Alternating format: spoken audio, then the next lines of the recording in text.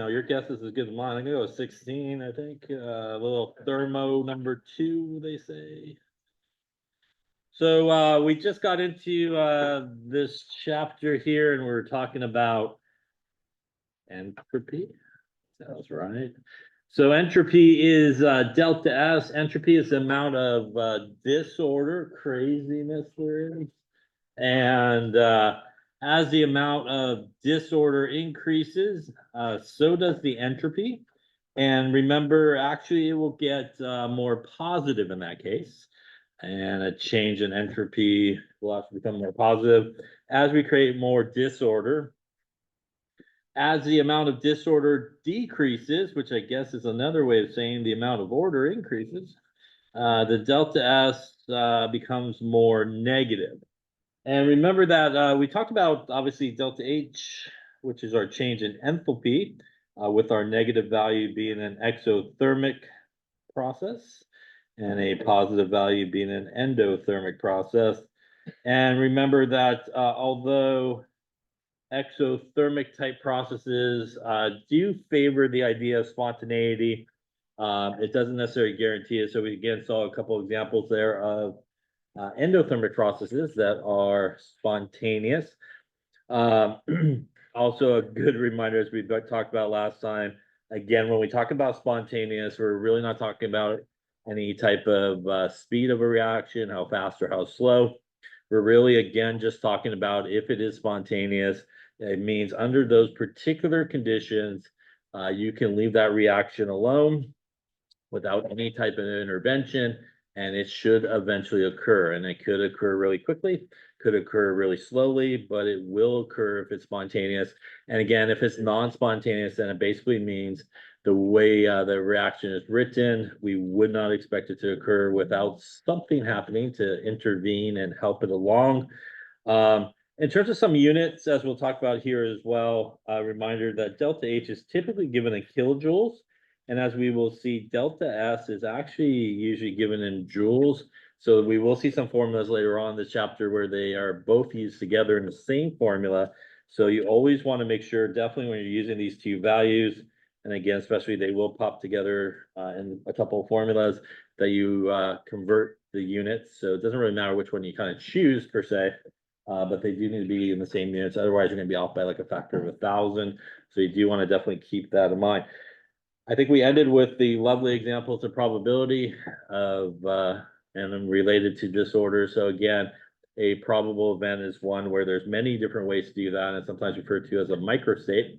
And if there's a lot of different ways to do that, you typically have a high entropy value, a lot of disorder, and a lot of ways to do that. If you have only kind of one way to do something, or a lesser number of ways of doing something, or less microstates, that usually again means that you will have a lower entropy value, as we saw with our Boltzmann equation there, where we basically had our natural log of W, which is our microstates, and when we had our natural log of 1, that makes it a 0 for the entropy, so very low value. And again, if there was like that one where you have the 6 ways you could kind of throw the 2 balls into each side, there's a higher probability again of that occurring. Any questions on that? Thank you. All right, then let's continue on talking about entropy. And here, these are all some examples of an increase in entropy. So the entropy values here in each of these cases would be getting more positive. And one of the things we kind of talked about last time as well, where you could kind of see entropy increase a lot is, or decrease also, depending on which way you're going, is the change of state. So as we go from solid to liquid, obviously in the solid state, things are very, very ordered the way they are put together. They also have a lot less energy, so there's a lot less movement happening. So it's a more ordered type situation. When we get to liquid, there's a little bit more energy happening. And again, a little bit more disorder as things start to move around and move past each other. Obviously, as we go from liquid then to gas, they got to gain a lot of energy at that point to go into the gas phase, and they're flying around with a lot of energy, causing a lot of disorder. Also, when we make a solution, a reminder, a solution is made up of 2 things, which is the solute and the solvent. And both of those things are actually fairly ordered, has a low entropy to begin with. If we think of something like water, all the water molecules are hydrogen bonded to each other, right? So they're nicely ordered and kind of connected. And obviously if it was like an ionic solid, they're also very, very ordered. So as we make a solution, we're actually increasing the disorder in both places, both the solute and the solvent. We have to break apart the solvent-solvent bonds. We have to break apart the solute-solute sort of interactions, and then mix them together. So a lot more interactions happening. We now usually, for example, with an ionic compound, have a lot of ions now just floating around the solution, right? So that's a lot of craziness happening, kind of floating around in the solution. And clearly here, if you increase the temperature, you light a fire underneath somebody, they move a little quicker, right? So a lot more energy happening and a lot more craziness happening and a lot more entropy. So again, these are all processes that should lead to a more positive value for entropy. And again, that's the situation where we have an increase in disorder. Questions on that? I was going to end that sentence with I think, but it felt wrong just a couple in there. All right, so take a few moments here for each of these examples. What we want to know for the system, are we increasing, decreasing the entropy for these processes?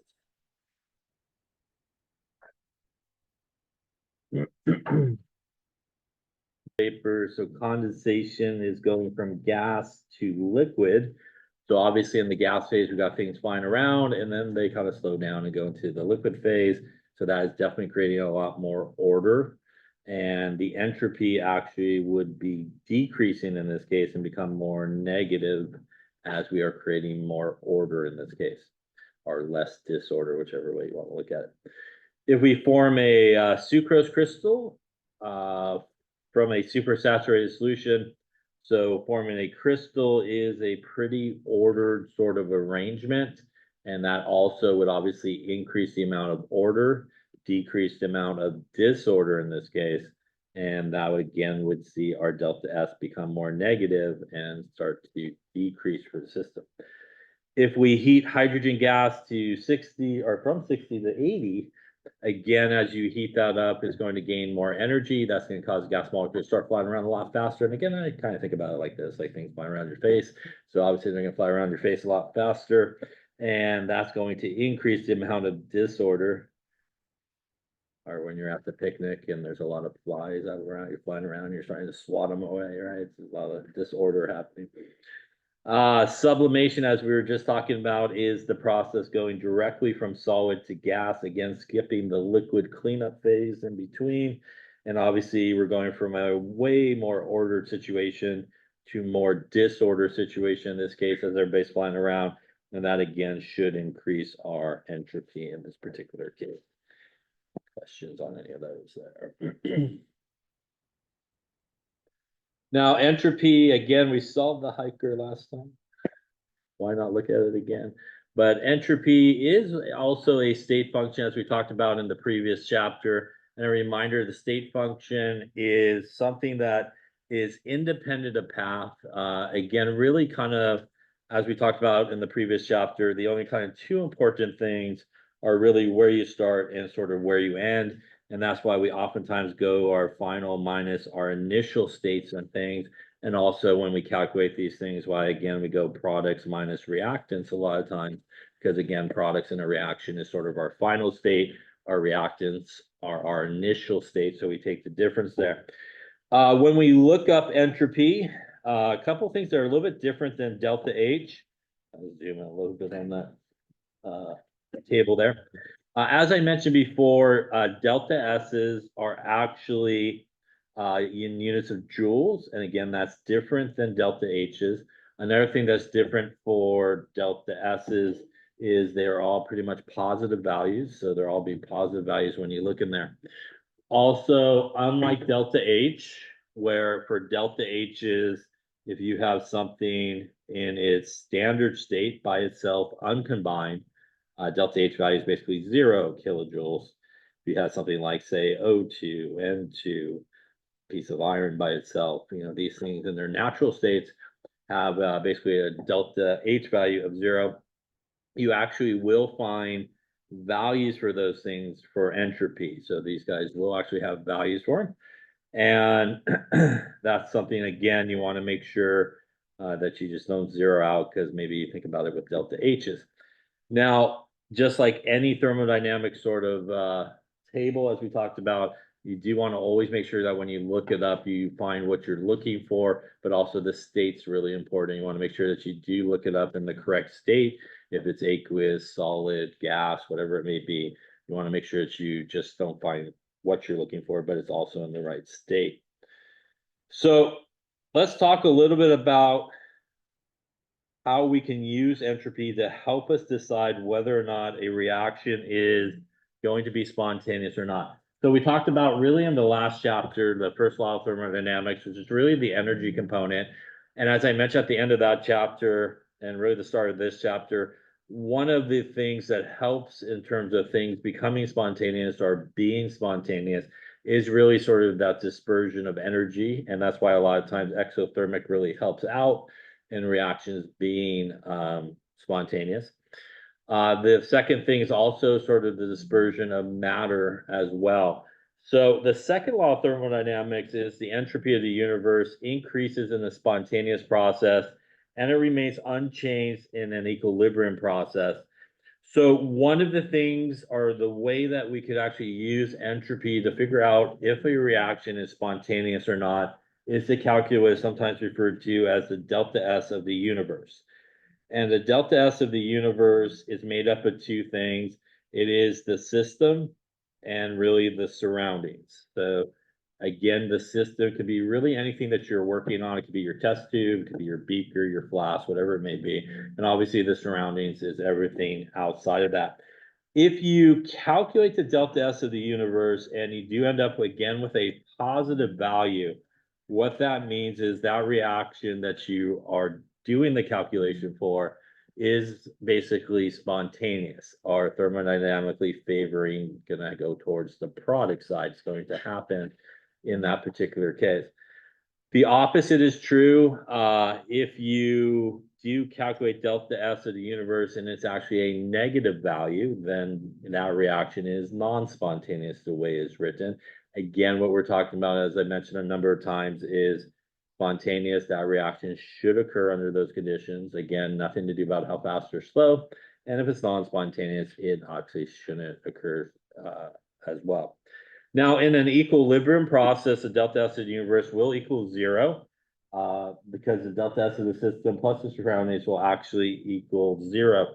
And if you remember what an equilibrium is, right, hopefully in this class, it is, right, the rate of the forward reaction, the reverse reaction are basically equal to each other, which means everybody just gets locked into place, which means overall there's really no net sort of change that's happening at that point, right? Because nothing really changes unless you screw up the equilibrium, right? So if you're actually at that equilibrium, there's really not going to be a lot of change going on. So there's not going to be really an increase or decrease in entropy happening in that sort of situation.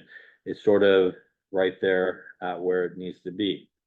So we're going to talk then about how we calculate each of these things. And the first thing we're going to talk about is how to calculate the delta S of the system. Again, sometimes people also refer to this as the delta S of the reaction because, again, in most cases, the reaction you're dealing with is the system that you're dealing with. And we could calculate the standard entropy of the reaction by basically doing our final state minus our initial state. And that, once again, very much like what we do with our delta H, is again take basically the delta S of the reaction will equal the delta S of all your products minus the delta S of all your reactants. Once again, this little circle, which is a knot, that basically means standard conditions. And typically what that means is if you're dealing with concentration, everybody's at 1 molar. If you're dealing with any type of pressure, everybody's basically at 1 atmosphere.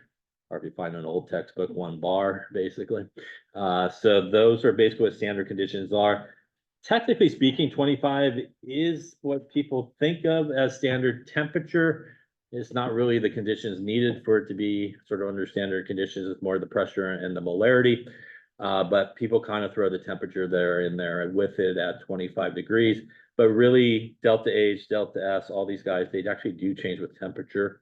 But why 25 degrees is sort of thrown in there. It's kind of like room temperature, and pretty much every single table that you look at in any chemistry book those are usually the conditions like 25 degrees Celsius, 1 molar, and if you're dealing with the pressure, 1 atmosphere. So the kind of think of it as kind of table conditions. Those are sort of the normal conditions that we find.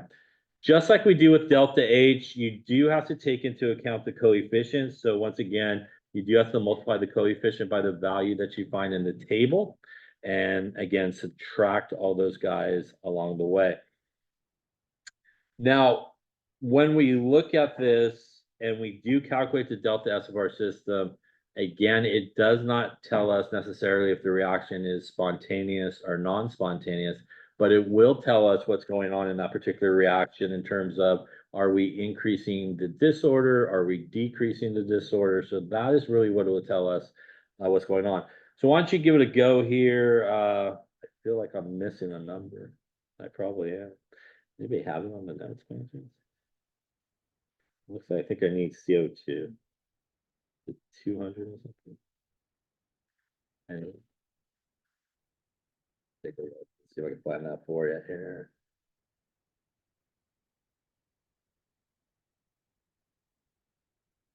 Okay, so let's take a look. So again, pretty much I would say for any sort of thermodynamic sort of property like delta H, delta S, and we'll also talk about delta G in just a bit. If all you are given is basically the equation and that's it, and they're like, calculate to delta H, delta S, or even delta G, that is like automatic. You should go to the table, look up the values. They will probably not give it to you in a problem. And that's usually the way we do it. So again, we're going to basically do our delta S for our products minus our reactants. So as we just talked about there, we want to make sure we do take the coefficients into account. So in this case, the coefficient here for CO2 is 2. So we do need to take 2 times the value there that we would find on the table. And technically speaking, that is what the mole is. And this 2 is technically 2 moles. So that is what's going on there.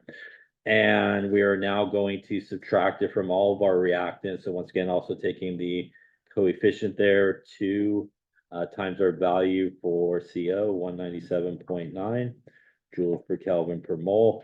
We then also need to add it for our O2, which, as I mentioned, you actually will have a value for here for delta S, and that is 205 joules, basically, Kelvin mole.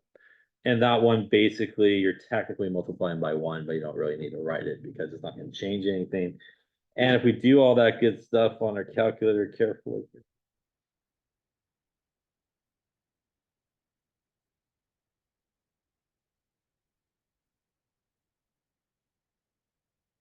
that is going to get us here a delta S of minus 173.2 joules per Kelvin. Technically, the moles cancel. I'm actually okay if you just want to leave it as joules. Sometimes the units don't cancel out all prettily, like in thermodynamics, but technically it's joules per Kelvin at this point. First off, any question on the calculation there? Now, what does this tell us in terms of this reaction? As I mentioned at the beginning, this does not tell us if the reaction is spontaneous or non-spontaneous, but it does tell us if the disorder is increasing or decreasing. So you tell me, is it increasing or decreasing the disorder in this case? Delta S is negative, which means entropy is decreasing. So the amount of disorder is decreasing, or again, however you want to look at it, the amount of order is increasing. Now, can you make a prediction of what the sign of delta S would be by just looking at the equation? And you actually can make a pretty good guess, because when we look at this here, we have gas molecules involved. And if I look on the reactant side, I have a grand total of 3 gas molecules, 2 and 1, basically. And on the product side there, I have 2 gas molecules happening there. And in terms of the number of gas molecules, it actually has decreased. So again, I think about it like it's a picnic example. You got a bunch of flies flying around you, right? Now you only got maybe 1 or so, right? It's not as crazy as you're trying to swat them all away, right? So we go from more disorder, starting with, to more, bless you, order here in our products. And that's reflected in the sign that we see for the delta S of the reaction. So again, sometimes people think when they get that value, it'll tell them if it's spontaneous or not. It will only tell you basically in terms of the reaction. in terms of the order. Is it increasing, decreasing, and that type of stuff? Any questions? So as I just mentioned before, you can make a fairly good guesstimation, if you will, of what the sign of delta S should be based on, for example, if there are gas molecules involved.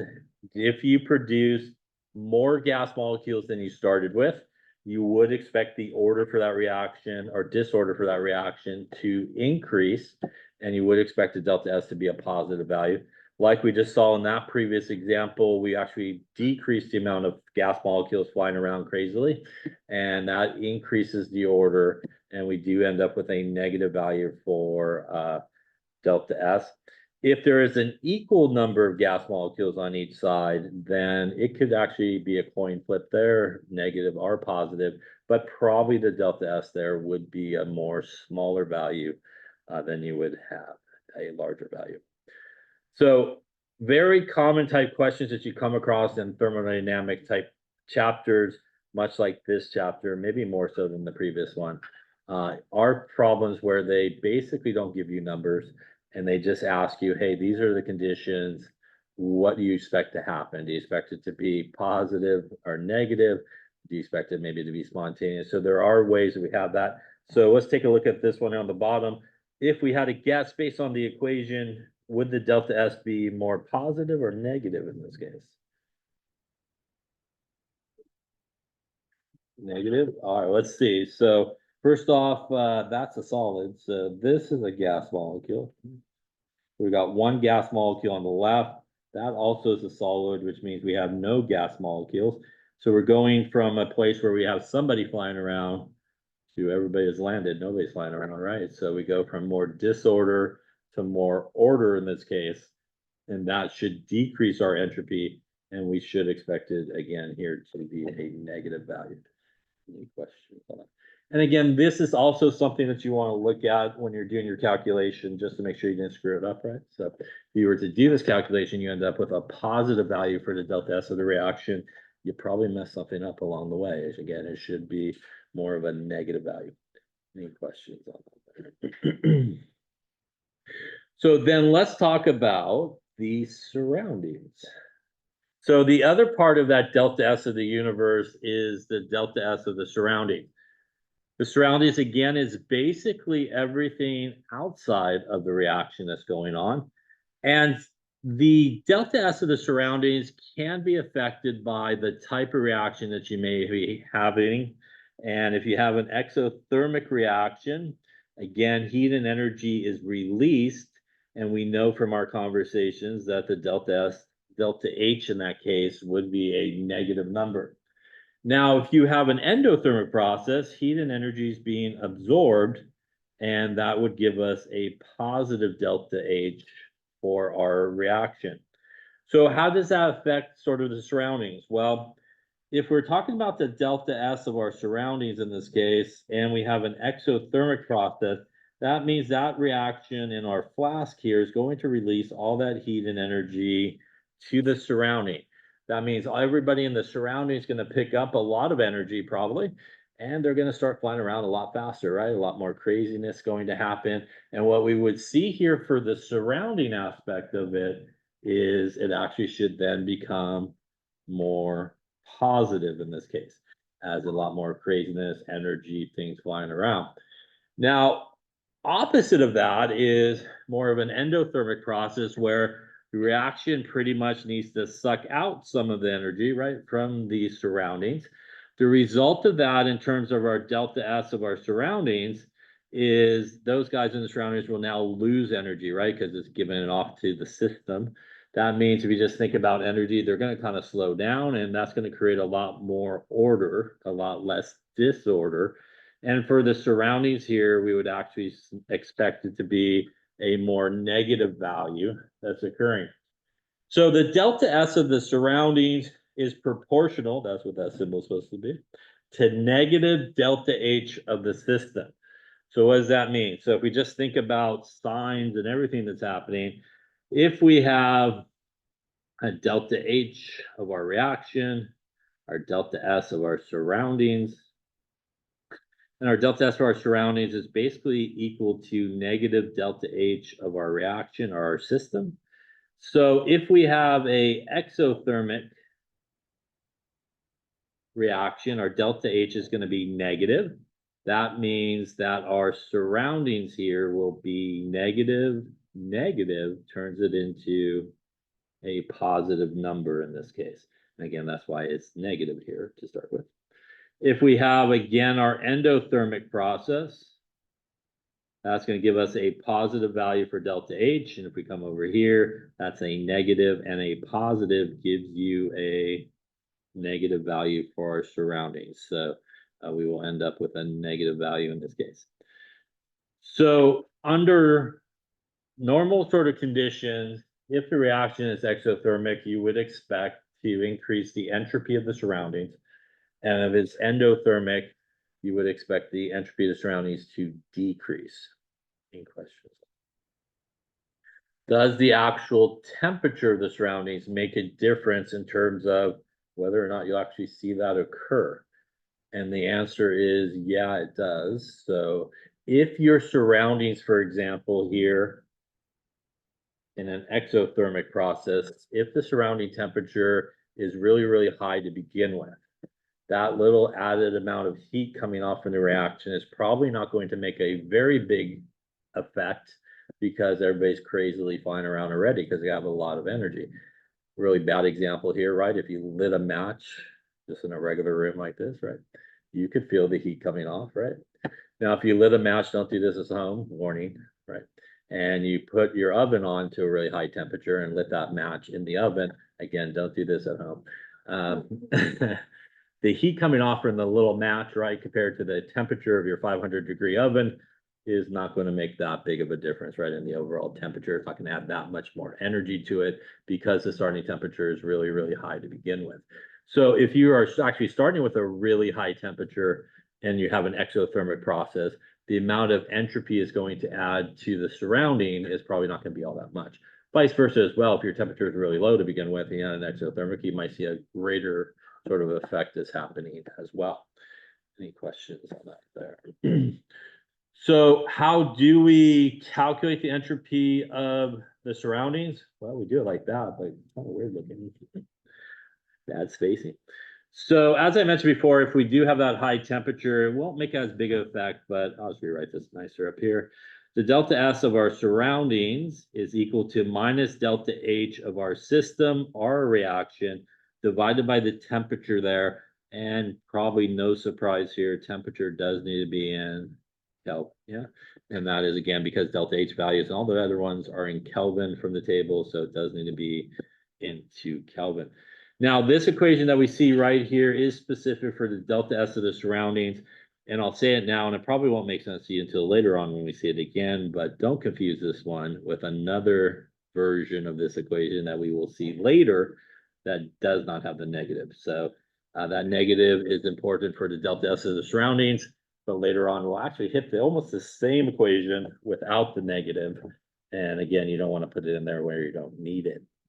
So that is how we calculate the delta S of this surrounding. We calculate the delta S of our system, as we did there and talked about by taking the delta S of our products minus the delta S of our reactants. Then that will now allow you to calculate the delta S of the universe by basically just adding those guys together.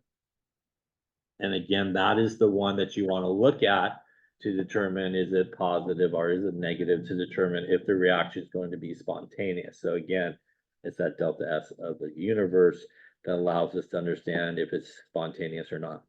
Any questions on that then? All right, let's try one here. Calculate the delta S of the system and the delta S of the surroundings for the synthesis of ammonia. There's some values there. Delta H of the reaction, minus 92.6 kilojoules. Delta S values from a table, 192 joules there for nitrogen, 131 joules for hydrogen, and 193 joules for NH3. So calculate the system, the surroundings, determine if it is spontaneous or not. All right, well, the cheerings inspire me. So let's see what we got going on here.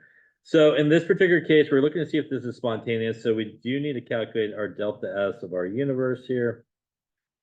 And again, that's going to be our delta S of our system, our reaction, plus, not minus, the delta S of our surroundings in this case. So once again, delta S of the system is going to be our products minus our reactants. So probably, like I said, in most cases, you'll just be given the reaction. You will probably have to input problems and stuff. Definitely go to the table and look up these values. So we're going to do that first. Let's do the delta S of our system here. And again, we're going to go products minus reactants, remembering that we do need to take coefficients into account when we do that. So that's going to give us 2 times the NH3 number, $1.93 there. That takes care of our products. On our reactant side, we have N2. We just have 1 there for the coefficient. So that's going to be 192. And then we're going to add it to our other reactant where we do have a 3. So we're going to take 3 times our H2, which is 131 in this case. And again, that essentially, as we've been talking about, is our final minus our initial state. And do all that without making a calculation error.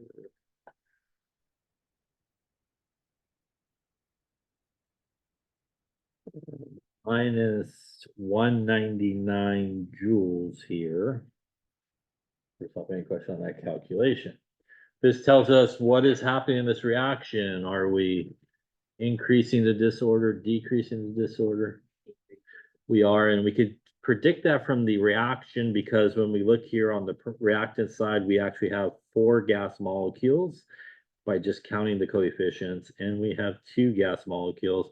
So again, we're going from a more gas molecules to less gas molecules. Again, less things flying around in your face, so much more order happening in this case. And that would, again, result in a negative value for our reaction. Again, this does not tell us at this point if this reaction is spontaneous or non-spontaneous. So we do need to take care of our surroundings and calculate that as well. And in this case, they did give us our delta H value here.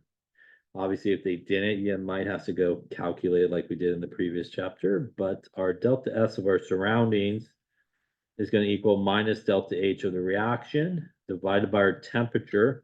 Temperature here is 25 degrees. Add a little 273 action to that. That's a 298 Kelvin.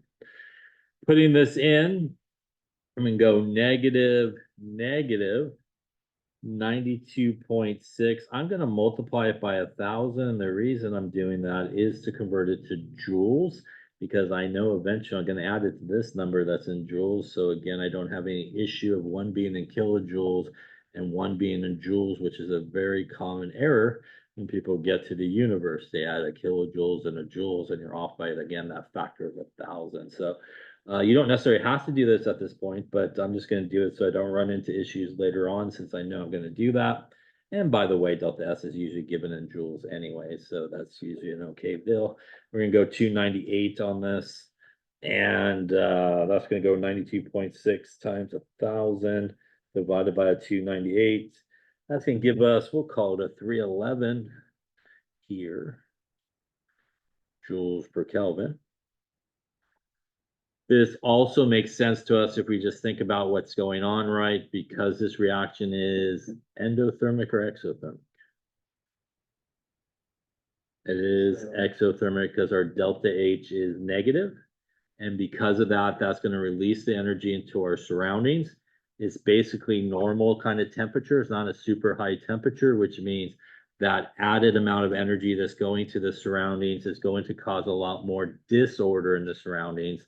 And thus we end up here with actually a positive value, right, for our surroundings, which means the disorder here is actually increasing. So again, these are things sometimes you want to think about as you're doing the calculations. You know, does it sort of make sense based on sort of the values or the signs that you got?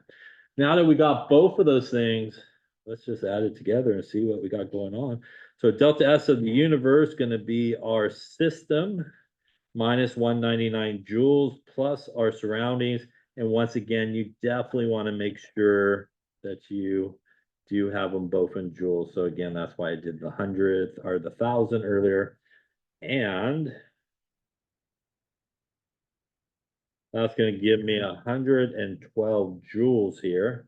That means the delta S of my universe here is positive. Spontaneous or non-spontaneous attraction? It is going to be spontaneous again because our delta S of the universe is positive. This is also a really good example of a reaction that is spontaneous, will occur, but you might wait all day for it to happen if you don't add a catalyst or use a catalyst in this situation. So again, nothing to do about how fast or slow, just this reaction should occur with no type of intervention sort of happening. Question on entropy, how to calculate delta S in the system, the universe, the surroundings. Question, yeah.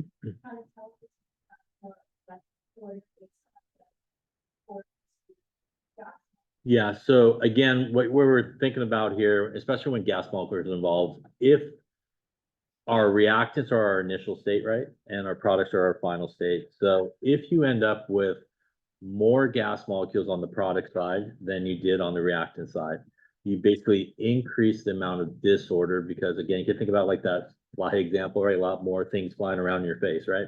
There's a lot more disorder sort of happening. And that's going to increase the entropy and you would expect it to be more positive. Now, in this case, what we have is our initial state, we actually had 4 gas molecules. We ended with actually less gas molecules. So instead of like 4 things flying around in your face, you had just like 2 things, right? So not as much disorder and craziness happening with all those gas molecules. So if you decrease the amount of gas molecules on your product side, you actually are increasing the order or decreasing the disorder, however you want to say it.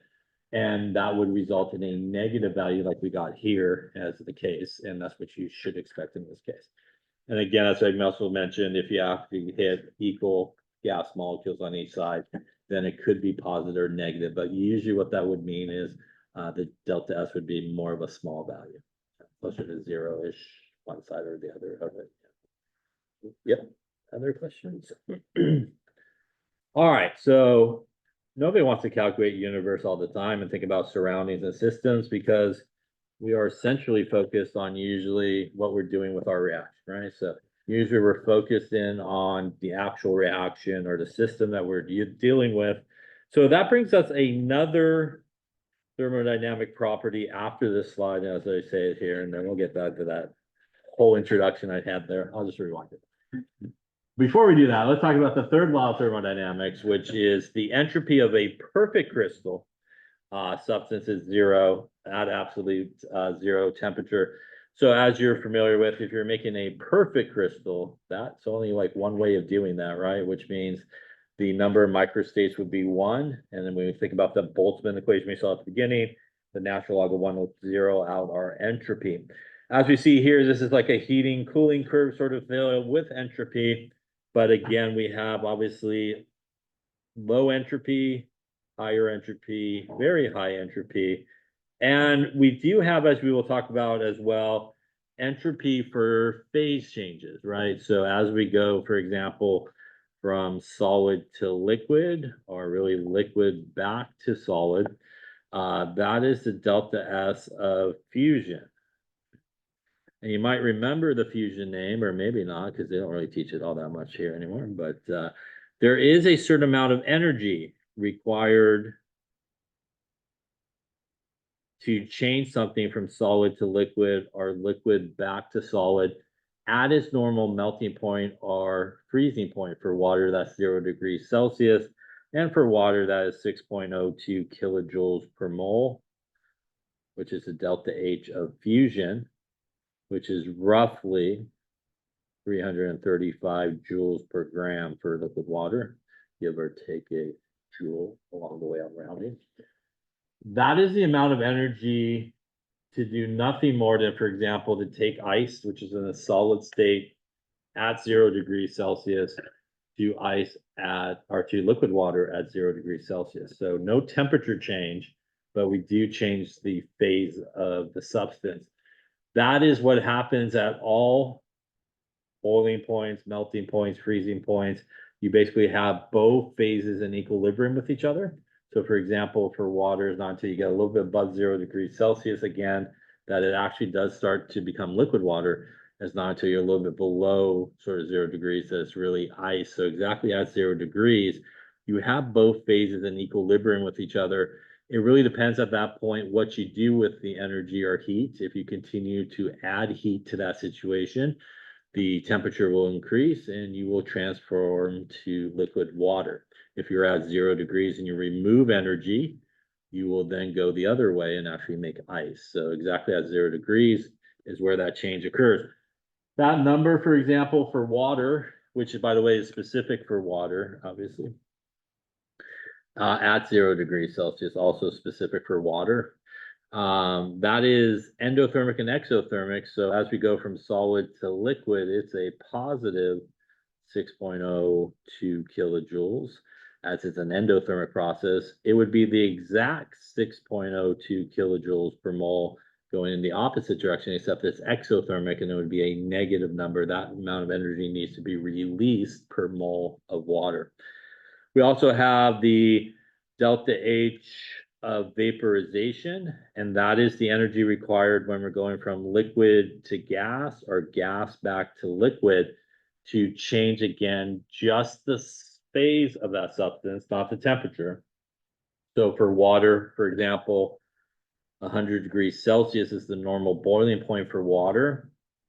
And the heat of vaporization for water is roughly 40.6 kilojoules per mole. And that's a rough translation of 2,260 joules per gram, give or take a joule. And that is the energy, I'll write it up here, 2,260 joules per gram, or 40.6 kilojoules per mole is the delta H of vaporization for water. That is the amount of energy that's required, again, not to change the temperature of it, but just simply at 100 degrees Celsius, change the phase of it and keep it at 100 degrees Celsius. The same thing is happening at 100 degrees Celsius, or a normal boiling point for a substance. You have both phases in equilibrium with each other, not until you get a little bit, for example, for water above 100 that you fully transition into gas, or below 100 that you get it back into liquid. Now, there is the entropy change that occurs with that. There is the entropy of fusion and the entropy of vaporization. And they work the same way. So obviously, as we go from solid to liquid, that is going to create a lot more disorder.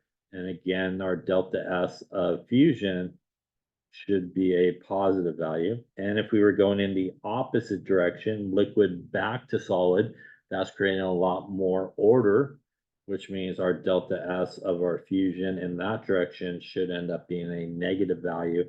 And the same thing would happen up here, where we have the delta S of vaporization. It should be a positive value as you do the transition from liquid to gas, again, creating a lot more disorder. And as you go back from gas back to liquid, it should be a positive value as it is, I'm sorry, a negative value as it is, creating a lot more disorder in that case. Any questions on that there? Okay, we'll touch upon this a little bit more as well as we get there. All right, now back to my big speech I did before that slide, which was we do want to look maybe at another thermodynamic value here. And why not? We get to use another letter of the alphabet besides K. So delta G it is. Delta G, I'm assuming stands for Gibbs Free Energy, because that starts with a G too. That seems logical. Gibbs Free Energy is pretty much what the name sounds like. It is free energy, not free of cost, but it is free and available to do some type of work or have work done on a system. So free energy is energy available to do some type of work. As we just talked about, if we have a spontaneous process, we can look at the delta S of the universe, and if it's positive, it's going to be spontaneous.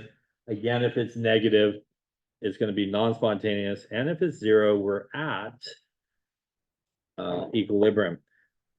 I'm going to be honest with you, we're going to hit about 3 equations with delta G in there. So the advice I give is use the one that fits the information given to you is usually the best choice here. So this is one way that you could calculate delta G for a reaction. And if you do so, the delta G is equal to the delta H minus T delta S. Now, this is the equation, or one of the equations I was talking about earlier, where you will have delta H and delta S together in the same equation. And again, sometimes people have unit issues with this. Once again, a reminder that this guy is typically in kilojoules and this guy is typically in joules. So again, you got that 1,000-fold difference between them. You have to do some type of conversion. And again, it doesn't matter if you want to convert them to joules or you want to convert them to kilojoules, but you cannot leave one in kilojoules or one in joules. Otherwise, again, you will get the wrong answer here. Temperature's got to be in Kelvin as well to work well with obviously the S's and the H's.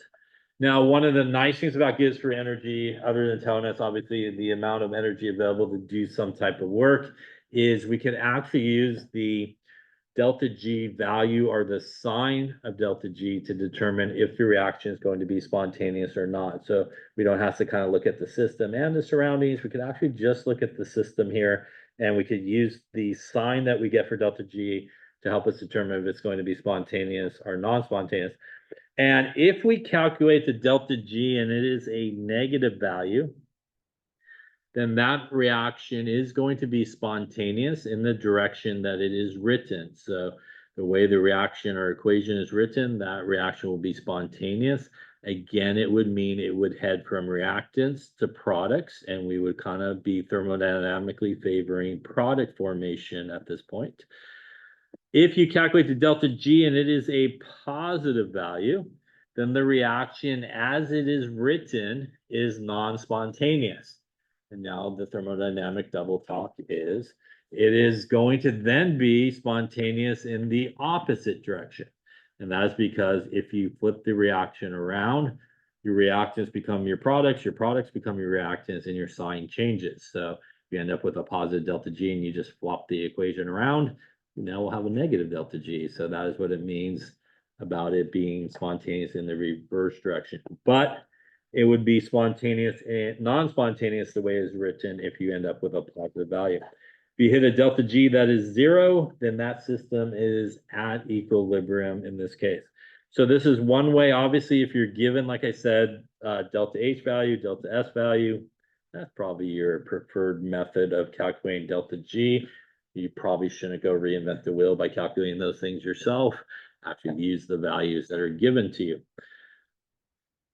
Now, of course, it's a thermodynamic sort of property, which means, heck, we can also calculate delta G like we calculate delta H and like we calculate delta S. We could go to our thermodynamic table that probably has all three of those values together, and we will do, not surprisingly enough, the exact same thing we do for the other two, which is we'll take up all the delta G's of our products and we'll subtract it from all the delta G's of our reactants.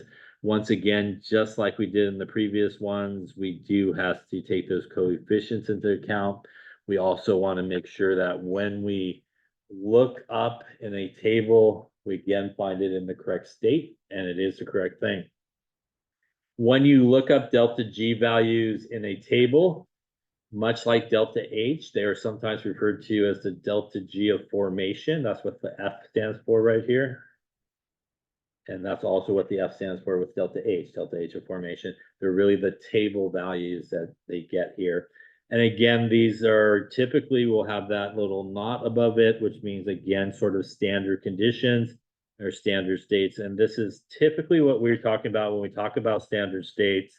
Again, as I mentioned before, if it's something to do with a gas, the pressure should all be at 1 atmosphere for that to be a standard state. If you're dealing with some type of solution and a concentration, it all should be 1 molar for it to be standard state. And like I said before, sometimes people will throw 25 degrees in there with it, but that's usually what the tables are at in terms of temperature. Again, these values H and S, they do change, as I mentioned before, with temperature. But those are the two biggies, the pressure and the concentration has to be those kind of 1 atmosphere, 1 molar. Obviously, to help decision tree of how you should calculate delta G, if you're just simply given an equation and you're asked to calculate the delta G, that again, much like all the other ones, you should go to the table and look up the values again. You probably won't want to use the previous equation, just go up and look up the delta G values in that case. Delta G, much like delta H, is also similar in terms of anything in their standard state, anything that's uncombined will have a delta G value of 0, just like the delta H value is 0 for those things. So really, it's only a delta S value that you will have some values for. So why don't we give it a go here? What is the standard free energy change for this reaction? And is this reaction spontaneous at 25 degrees Celsius? There's some values on the bottom. And for O2, it is 0 kilojoules per mole.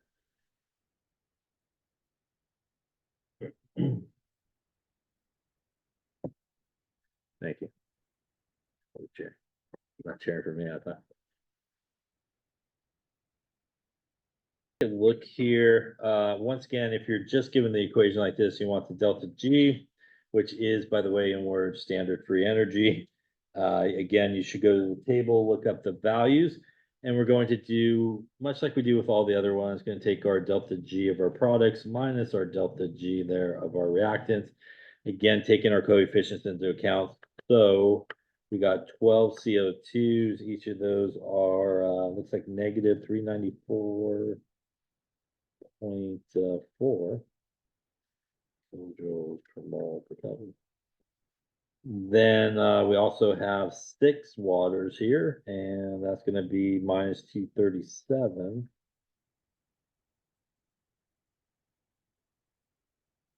That's going to take care of pretty much all of our products.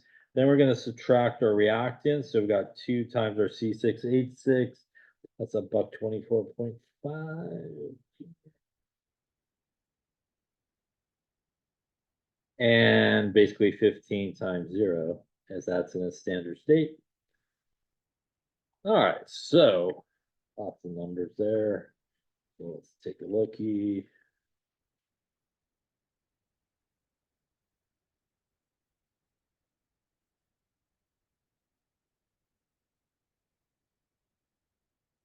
It looks like a negative 6405 kilojoules in this case. There's any questions on the calculation? That tells us this reaction is spontaneous, non-spontaneous. This is going to be spontaneous again here. All we have to look out for delta G is the sign of it, and it is negative. We don't have to, again, worry about surroundings or anything like that. So delta G a little bit easier to sort of figure out spontaneity. You just need to calculate it, and positive or negative will kind of tell you that. So basically what this means is we would expect this reaction to proceed from reactants to products and making some products in this case. Any questions on up there? All right, let's lay it up there and